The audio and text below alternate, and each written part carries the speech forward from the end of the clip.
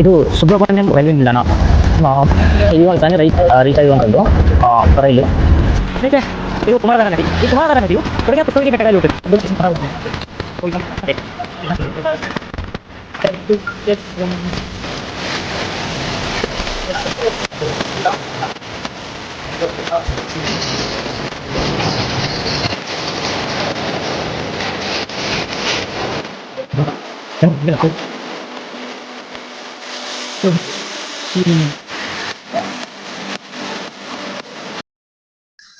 ಇದು ಸುಬ್ರಹ್ಮಣ್ಯಂ ರೈಲ್ವೆ ನಿಲ್ದಾಣ. ಇದು ಇವಾಗ ತಾನೇ ರೀಚ್ ಆಗಿರುವಂತದ್ದು ರೈಲು ಸ್ಟೇಷನ್ಗೆ. ನಾವು ಇಲ್ಲಿಂದ ಮುಂದೆ ಸುಬ್ರಹ್ಮಣ್ಯಂ ಟೆಂಪಲ್ ಕಡೆ ಹೋಗ್ಬೇಕು. ಸ್ನೇಹಿತರೆ, ನಾನು ವಿಡಿಯೋ ಮಾಡಕ್ ಆಗಿರ್ಲಿಲ್ಲ, ಕಾರಣ ನಾನು ತುಂಬಾ ಭಾವುಕನಾಗಿದ್ದೆ ಮತ್ತು ಮಾನಸಿಕ ಖಿನ್ನತೆಗೆ ಒಳಗಾಗಿದ್ದೆ ಕೆಲವು ದಿನಗಳಿಂದ. ಹಾಗಾಗಿ ಯಾವುದೇ ತರಹದ ವ್ಲಾಗ್ ವಿಡಿಯೋ ಮಾಡಕ್ ಆಗಿರ್ಲಿಲ್ಲ. ಸೊ ಇವತ್ತು ನಾನು ಪ್ರಮುಖವಾಗಿ 2 ಧಾರ್ಮಿಕ ಸ್ಥಳಗಳಿಗೆ ಭೇಟಿ ನೀಡಲಿದ್ದೇನೆ. ನೋಡ್ತಾ ಇರಿ ವಿಡಿಯೋಸ್ನ.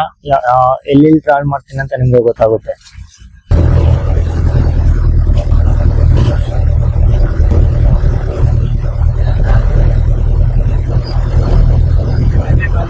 ಸರ್, ಎಷ್ಟು ಕಿಲೋಮೀಟರ್ ಆಗುತ್ತೆ ಇಲ್ಲಿಂದ?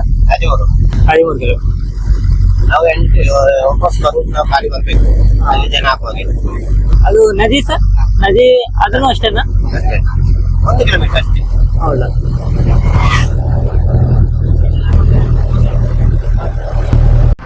ಸ್ನೇಹಿತರೆ, ಇದು ಕುಕ್ಕೆ ಮೇನ್ ಎಂಟ್ರೆನ್ಸು. ಇಲ್ಲಿ ಕುಮಾರಧಾರ ಅಂತ ನದಿ ಬರುತ್ತೆ. ಆ ನದಿಯಲ್ಲಿ ಸ್ನಾನ ಮಾಡಿಕೊಂಡು ನಾವು ಫ್ರೆಶ್ ಅಪ್ ಆಗಿ ಮತ್ತೆ ಟೆಂಪಲ್ಗೆ ಹೋಗ್ಬೇಕಾಗಿರುತ್ತೆ.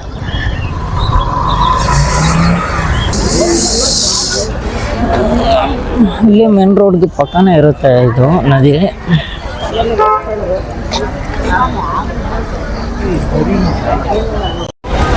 ಯಾರಿಗೂ ಅಲೌಟ್ ಕೊಡ್ತಾ ಇಲ್ಲ, ಕಾರಣ ಒಳ ಹರಿವು ಜಾಸ್ತಿ ಇದೆ ಅಂತೆ ನದಿದು. ಹಾಗಾಗಿ ಸೊ ಎಲ್ಲ ಹೊರಗಡೆನೇ ಸ್ನಾನ ಮಾಡೋಕ್ಕೆ ಅವಕಾಶ ಕೊಟ್ಟಿದ್ದಾರೆ. ಸ್ನೇಹಿತರೆ, ಇದು ಕುಮಾರಧಾರ ನದಿ. ಈ ಕುಮಾರಧಾರ ನದಿಯು ಕೊಡಗಿನ ಪುಷ್ಪಗಿರಿ ಬೆಟ್ಟಗಳಲ್ಲಿ ಹುಟ್ಟುತ್ತೆ ಮತ್ತು ಹಲವಾರು ಔಷಧಿ ಮೂಲಗಳು ಮತ್ತು ಗಿಡಮೂಲಿಕೆಗಳ ನಡುವೆ ಹರಿದು ಬರುವ ಈ ಕುಮಾರಧಾರ ನದಿಯಲ್ಲಿ ಸ್ನಾನ ಮಾಡಿಕೊಂಡು ಕುಕ್ಕೆದ ಸುಬ್ರಹ್ಮಣ್ಯನ ದೇವಸ್ಥಾನದಲ್ಲಿ ದರ್ಶನ ಪಡೆದರೆ ಚರ್ಮ ನಿವಾರಣೆ ಆಗುವಂತಹ ಗುಣಗಳು ಈ ನದಿಯಲ್ಲಿದೆ ಎಂದು ಇಲ್ಲಿನ ಜನರ ಪ್ರತೀತಿ ಇದೆ. ಈ ಒಂದು ನದಿ ತುಂಬ ಪ್ರಸಿದ್ಧಿಯಂತೆ. ಕಾರಣ, ಸುಬ್ರಹ್ಮಣ್ಯ ದೇವರು ಒಬ್ಬ ಅಸುರನನ್ನು ಸಂಹರಿಸಿದ ನಂತರ ಅವರ ಖಡ್ಗವನ್ನು ತಗೊಂಬಂದು ಇದೇ ಒಂದು ನದಿಯಲ್ಲಿ ತೊಳೆದಿರುವಂಥ ಒಂದು ನಂಬಿಕೆ ಕೂಡ ಇದೆ ಅಂತ ಇಲ್ಲಿನ ಜನರಿಗೆ.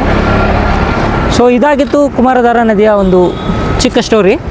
ಸೊ ದೇವಸ್ಥಾನದ ಕಡೆಗೆ ಇವಾಗ ಹೊರಡೋಣ. ಇದು ಸುಬ್ರಹ್ಮಣ್ಯ ದೇವರ ಟೆಂಪಲ್ನ ಒಂದು ನೋಟ. ಇದು ಎಂಟ್ರೆನ್ಸ್ ಇದೆ. ಇಲ್ಲಿ ಲಗೇಜ್ ಕೌಂಟ್ರು ಮತ್ತು ಚಪ್ಪಲಿ ಬಿಡುವಂಥದ್ದು. ಆಮೇಲೆ ಭೋಜನ ಶಾಲಕ್ಕೆ ಈ ಕಡೆಯಿಂದ ಹೋಗಬೇಕಾಗಿರುತ್ತೆ. ಇಲ್ಲಿ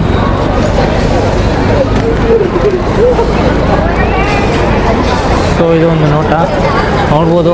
ಎಲ್ಲ ಅತಿ ಎತ್ತರದ ಪ್ರಕೃತಿಯ ಮಧ್ಯೆ ಈ ಒಂದು ಟೆಂಪಲ್ ಇದೆ.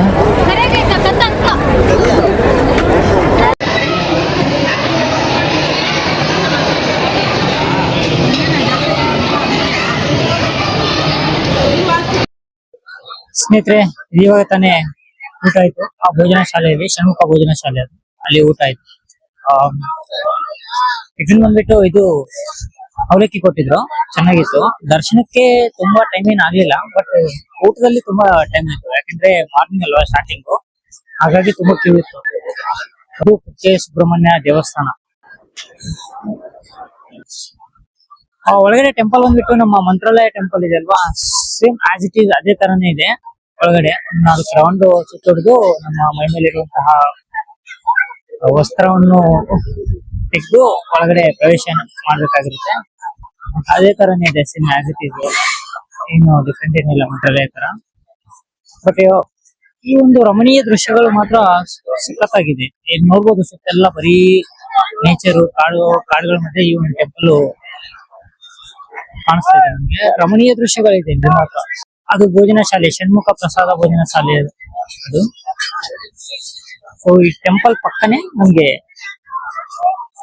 ಭೋಜನ ಶಾಲೆ ಇದೆ, ಹೋಗೋಕೆ ವ್ಯವಸ್ಥೆ. ಮತ್ತೆ ಅಲ್ಲಿ ಕಾಣಿಸ್ತಾ ಇದೆಯಲ್ಲ, ಅಲ್ಲಿ ಲಗೇಜ್ ಕೌಂಟರ್, ಉಚಿತವಾಗಿ ಲಗೇಜ್ ಇಡ್ಬೋದು. ಮತ್ತೆ ಇಲ್ಲಿ ಉಚಿತ ಚಪ್ಪಲ್ ಬಿಡಬಹುದು, ಉಚಿತ ಚಪ್ಪಲಿಗಳನ್ನು ಬಿಡಬಹುದು. ಇಲ್ಲಿ ಸ್ಟ್ರೇಟ್ ಆಗಿ ನಡ್ಕೊಂತ ಹೋದ್ರೆ ನಮ್ಗೆ ಬಸ್ ಸ್ಟ್ಯಾಂಡ್ ಸಿಗುತ್ತೆ. ಅಲ್ಲಿ ಜೀಪ್ಗಳು, ಆಟೋಗಳೆಲ್ಲ ಅಲ್ಲಿಂದ ಮುಂದೆ ಟ್ರಾವೆಲ್ ಮಾಡ್ಬೋದು ಎಲ್ಲಿಗಾರ. ಸೊ ಇದು ಕುಕ್ಕೆ ಸುಬ್ರಹ್ಮಣ್ಯ ದೇವಸ್ಥಾನದ ಒಂದು ದೃಶ್ಯಾವಳಿ.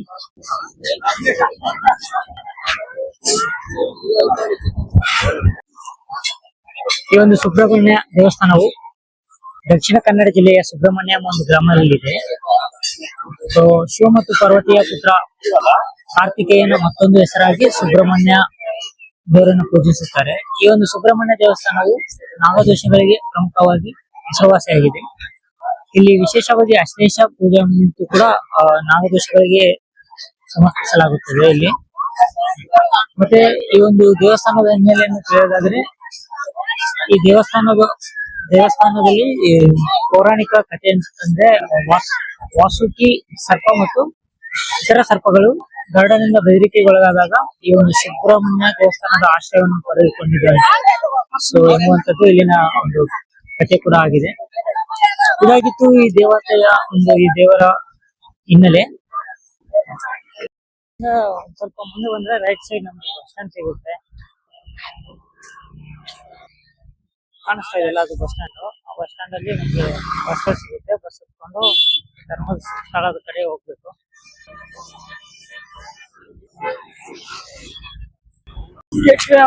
ಧರ್ಮಸ್ಥಳ ಬೋರ್ಡಿಂದ ಹಿಂಗೆ ನಡ್ಕೊಂತ ಹೋದ್ರೆ ಅಲ್ಲಿ ನಮ್ಗೆ ಕೊನೆಯಲ್ಲಿ ಸಿಗುತ್ತೆ temple.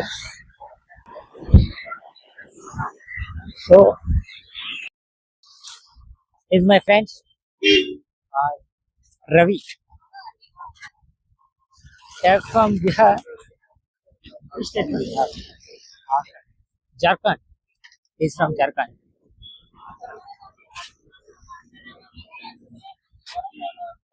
So this is the way to go for Manjunath Swami temple. Once we reach the gateway of the main entrance, so there is a dead end. You will get a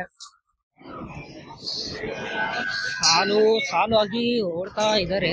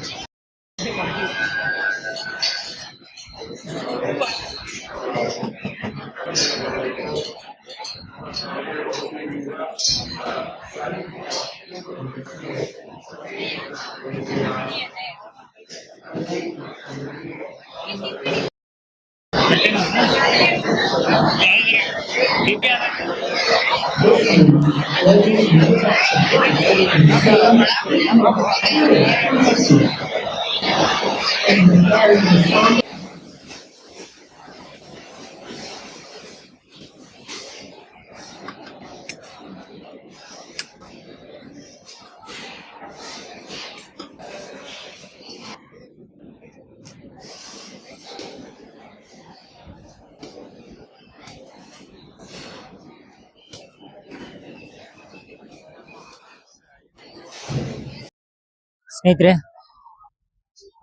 ದರ್ಶನ ತುಂಬಾ late ಆಯ್ತು ಮಂಜುನಾಥ ಸ್ವಾಮಿದು. ಕಾರಣ ಇವತ್ತು Sunday ಅಲ್ವಾ, ತುಂಬಾ ಜನ ಬಂದಿದ್ರು ರಜೆ ಇರೋದ್ರಿಂದ. ಸೊ ಸ್ವಲ್ಪ ಲೇಟ್ ಆಯ್ತು. ಒಂದು 12:30ಗೆ ದರ್ಶನ ನಿಂತ್ರೆ ಇವಾಗ 4 ಆಗಿದೆ. ದರ್ಶನ ಎಲ್ಲ ಮುಗಿಸ್ಕೊಂಡು ಊಟ ಮಾಡ್ಕೊಂಡು ಅನ್ನ ಭೋಜನಾಲಯದಲ್ಲಿ ಊಟ ಮಾಡ್ಕೊಂಡು ಹೊರಗಡೆ ಬಂದ್ವಿ ಇವಾಗ. ಸೊ ಲಗೇಜ್ ಎಲ್ಲ ತಗೊಂಡು ಮತ್ತೆ ರಿಟರ್ನ್ ಆಗ್ತಾ ಇದೀವಿ. ಬೇರೆ ಒಂದು ಪ್ಲೇಸ್ ಹೋಗ್ಬೇಕು, ಹೊರನಾಡು ಕಡೆ. ಅದು ಸೆಕೆಂಡ್ ಬ್ಲಾಗ್ ಅಲ್ಲಿ ಬರುತ್ತೆ. ಇವತ್ತಿಗೆ ಈ ಬ್ಲಾಗ್ ಇಲ್ಲಿಗೆ ಎಂಡ್ ಆಗಬಹುದು ಅಂತ ಅನ್ಕೋತೀನಿ. ಆದ್ರೂ ಇಲ್ಲಿ ಕೆಲವೊಂದು ಪ್ರದೇಶಗಳಿದಾವೆ, ಈ ಬಾಹುಬಲಿ ಮತ್ತೆ ಮಂಜೂಷಾ ವಸ್ತು ಸಂಗ್ರಹಾಲಯ ಇನ್ನಿತರ ಪ್ರದೇಶಗಳಿದಾವೆ. ಆದ್ರೂ ಅವ್ರನ್ನು ಇದೇ ಒಂದು ವಿಡಿಯೋದಲ್ಲಿ ಕವರ್ ಮಾಡೋಣ ಅಂತ.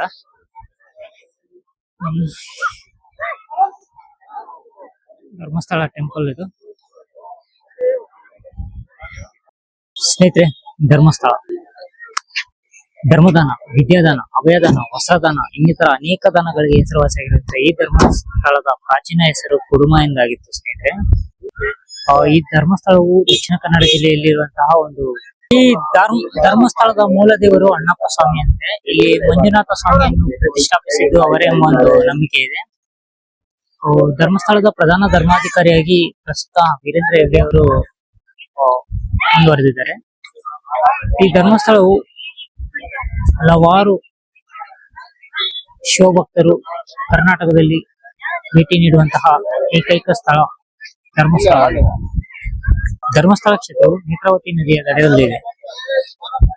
ಇಲ್ಲಿನ ಮಂಜುನಾಥ ಸ್ವಾಮಿಯನ್ನು ದರ್ಶನವನ್ನು ಪಡೆದಾಗ ಇವರಲ್ಲಿ ಸಕಾರಾತ್ಮಕ ಭಾವನೆಗಳು ಮತ್ತು ಪಾಸಿಟಿವ್ನೆಸ್ ಜಾಸ್ತಿ ಆಗುತ್ತೆ ಎಂಬುದು ಇಲ್ಲಿನ ಪ್ರತೀತಿ ಮತ್ತು ಇಲ್ಲಿನ ಒಂದು ನಂಬಿಕೆ. ಇಲ್ಲಿ ವಸ್ತು ಸಂಗ್ರಹಾಲಯ ಅಂತ ಒಂದಿದೆ, ಮಂಜುಷ ವಸ್ತು ಸಂಗ್ರಹಾಲಯ ಮತ್ತು ಬಾಹುಬಲಿ ವಿಗ್ರಹ, ಅಣ್ಣಪ್ಪ ಸ್ವಾಮಿ ಟೆಂಪಲ್ ಅಂತ. ಮತ್ತೆ ಈ ಪಕ್ಕದಲ್ಲಿ ನಮ್ಗೆ ಉದ್ಯಾನವನ ಕೂಡ ಸಹ ಸಿಗುತ್ತೆ. ಇನ್ ಕೇಸ್ ಟೆಂಪಲ್ ಏನಾದ್ರು ಕ್ಲೋಸ್ ಆಗುತ್ತೆ ಇಲ್ಲಿ ವೇಟ್ ಮಾಡೋಕೆ ಉದ್ಯಾನವನವೂ ಕೂಡ ಇದೆ.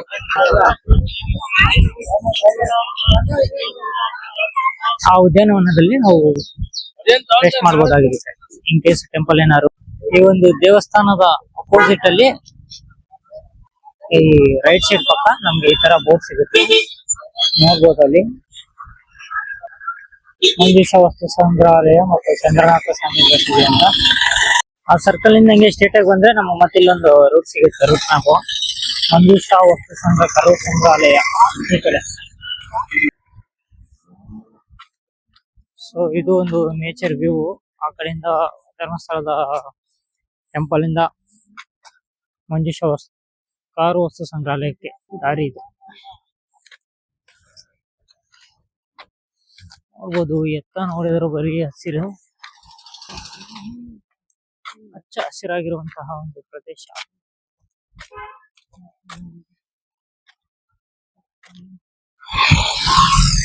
ಇದು ಮಂಜುಷ ಕಾರ್ ಮ್ಯೂಸಿಯಂ,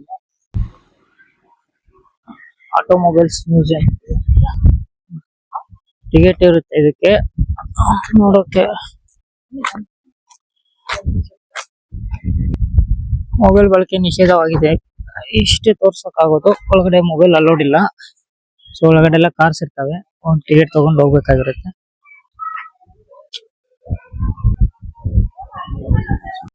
ಪುರಾತನವಾದಂತಹ ರಿಕ್ಷಾ.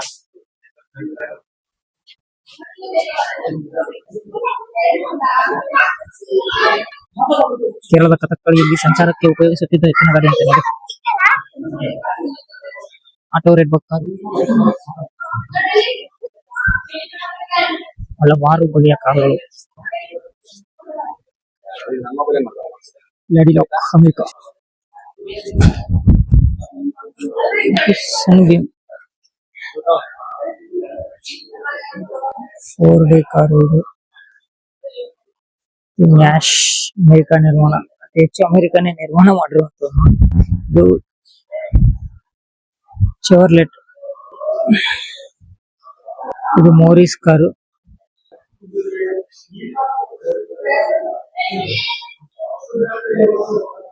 ಇದು ವೆಕ್ಸೆಲ್ಸ್, ಇದು ಇಂಗ್ಲೆಂಡ್ ಕಾರು. ಇದು ಕಾರ್ ಮ್ಯೂಸಿಯಂ, ಇಲ್ಲ ಬೈಕ್ಸ್. ಇದು ಅಮೆರಿಕ ನಿರ್ಮಾಣದ್ದು ಡಿಸೋಟಾ. ಇದು ಡಾಡ್ಜ್, ಇದು ಕೂಡ ಅಮೆರಿಕ ನಿರ್ಮಾಣ ಮಾಡಿರುವಂತ. ಇದು ಚೆವರ್ಲೆಟ್, ಅಮೆರಿಕ ನಿರ್ಮಾಣದ್ದು. ಇದು ಫೋರ್ಡ್ ವಿಕ್ಟೋರಿಯಾ, ಅಮೆರಿಕ ನಿರ್ಮಾಣದ್ದು. ಹಿಲ್ಲನ್, ಇದು ಕೂಡ ಇಂಗ್ಲೆಂಡ್ ನಿರ್ಮಾಣದ್ದು, ಜರ್ಮನ್ ನಿರ್ಮಾಣದ್ದು. ಯಾವುದು? Mercedes Benz. Lincoln Zephyr, England America. Packard Silver Streak, ಇದು ಅಮೆರಿಕ. ಇದು ಅಮೆರಿಕ ಪ್ರೈಮೌತ್. ಎಕೋರ್ಡ್. ಸ್ನೇಹಿತರೆ, ಈ ಒಂದು ಸ್ಟ್ಯಾಚ್ಯೂ ಇಂದ ನಮ್ಗೆ ಸ್ಟ್ಯಾಚ್ಯೂ ಇಂದ ಲೆಫ್ಟ್ ಸೈಡ್ ಅಲ್ಲಿ ಸಿಗುತ್ತೆ ಈ ರತ್ನಗಿರಿ ಬೆಟ್ಟ. ಬಾಹುಬಲಿ ಸ್ಟ್ಯಾಚ್ಯೂ ಇದೆ, 38 ಅಡಿ ಅಂತ ಹೇಳ್ತಾರೆ. ಸೊ ನೋಡ್ಬೋದು ನಾವು, ಈ ತರ ಸ್ಟೆಪ್ಸ್ ಇರ್ತವೆ.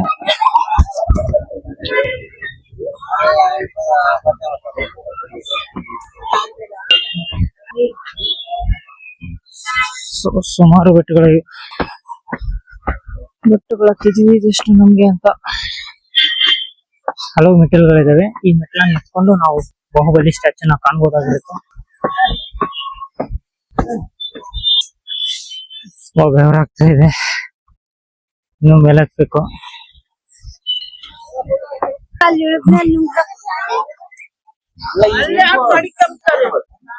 ಸ್ನೇಹಿತರೆ, ಇದು ಬಾಹುಬಲಿ ವಿಗ್ರಹ.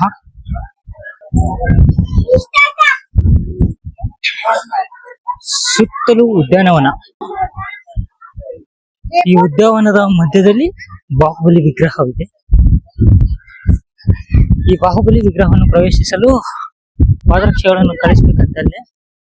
ಸೊ ಹಾಗಾಗಿ ಚಪ್ಪಲನ್ನ ಬಿಟ್ಟು ಇವಾಗ ಹೋಗ್ತಾ ಇದ್ದೀನಿ ವಿಗ್ರಹದ ಹತ್ರ. ಸೊ ನೋಡಿ ಸ್ನೇಹಿತರೆ, ಯಾವ ತರ ಇದೆ ವಿವಿಲಿ. ಇನ್ನೊಂದು ಈ ತರದ್ದು ಎಲ್ಲರೂ ಸಿಗುತ್ತಾ ಅಂತ ಅನ್ಸುತ್ತೆ. ಬಟ್ ಸಿಗುತ್ತೆ ಬೇಜಾನ್ ಕಡೆ, ಹಾಗಂತಲ್ಲ. ಬಟ್ ಇದನ್ನು ರಮಣೀಯ ದೃಶ್ಯಗಳು, ಇಂತ ದೃಶ್ಯಗಳು ಸಿಗೋದು ಅಪರೂಪ.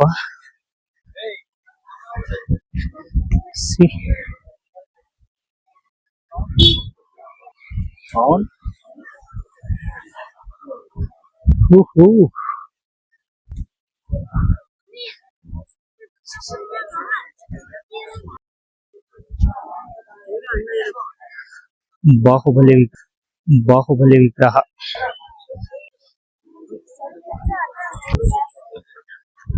ಇಲ್ಲಿ ಅದರ ಎದುರುಗಡೆ ಹಿಸ್ಟ್ರಿ, ಅದು ಫೌಂಡೇಶನ್ ಯಾವಾಗ ಹಾಕಿದ್ರು, ಈ ಒಂದು ಬಾಹುಬಲಿದು ಯಾವಾಗ ಸ್ಥಾಪಿಸಲಾಯ್ತು, ಯಾವಾಗ ಏನೆಲ್ಲ ಚಟುವಟಿಕೆ ಆಯ್ತು ಅನ್ನುವಂಥದ್ದು ಹಿಸ್ಟ್ರಿ ಅಲ್ಲಿ ಫೋಟೋಗಳ ಮೂಲಕ ತಿಳಿಸ್ತಾರೆ. ಆ ಫೋಟೋಗಳ ವಿವರಣೆ ತೋರಿಸ್ತೀನಿ. ಫೌಂಡೇಶನ್ ಅವರು ರಾಷ್ಟ್ರಪತಿ ವಿವೇಕ್ ಅವರು ಬಾಹುಬಲಿ ಶಿಲಾನ್ಯಾಸ ಮಾಡಿರುವಂತದ್ದು.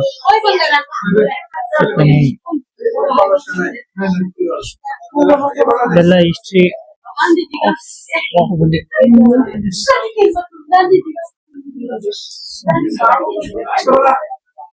ಪ್ರತಿ 12 ವರ್ಷಕ್ಕೊಮ್ಮೆ ಸ್ಥಾಪಿಸಿದ. ತದನಂತರ 92, 95, 92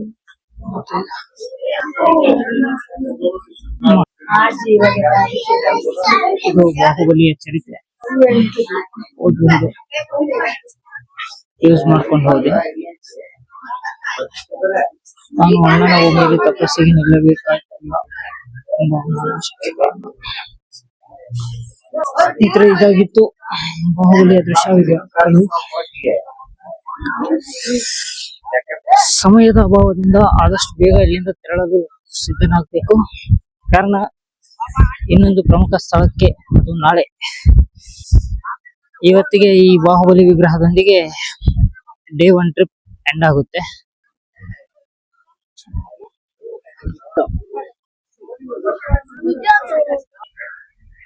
ಸೊ ಈ ಮೆಟ್ಲುಗಳು ಇಟ್ಕೊಂಡು ಹೋದ್ರೆ ಇಲ್ಲಿ ಕೆಳಗಡೆ ಆರ್ಚ್ ಸಿಗುತ್ತೆ. ಆರ್ಚ್ ದಲ್ಲಿ ನಮ್ಗೆ ಬಸ್ ನಿಲ್ದಾಣ ಇದೆ. ಆ ಬಸ್ ನಿಲ್ದಾಣದಲ್ಲಿ ಬಸ್ ಕೂಡ ಹತ್ಕೊಂಡು ನಾವು ಮುಂದಿನ ಡೇ 2 ಪ್ಲಾನ್ಗೆ ಹೋಗ್ಬೇಕು. ಸೊ ಆಗಿತ್ತು ಇವತ್ತಿನ ಟ್ರಿಪ್. ಇಲ್ಲಿ ಕಾಣ್ತಾ ಇರುವಂತ ಆರ್ಚ್, ಅದ್ರ ಪಕ್ಕ ಅದೇ ಬಸ್ ಸ್ಟಾಪ್ ಅಲ್ಲಿ ನಾವು ಬಸ್ ಹತ್ಕೊಂಡು ಹೋಗ್ಬೇಕಾಗಿರುತ್ತೆ. ನಾವು ಮುಂದಿನ ಯಾತ್ರಾ ಸ್ಥಳಕ್ಕೆ.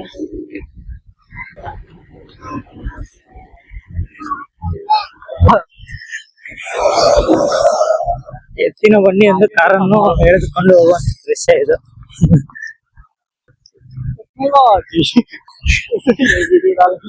ವಾಟ್ ಎ ಟೆಕ್ನಾಲಜಿ ಯಾರ್. ನೋಡಿ ಎತ್ತಿನ ಬಂಡಿಯು.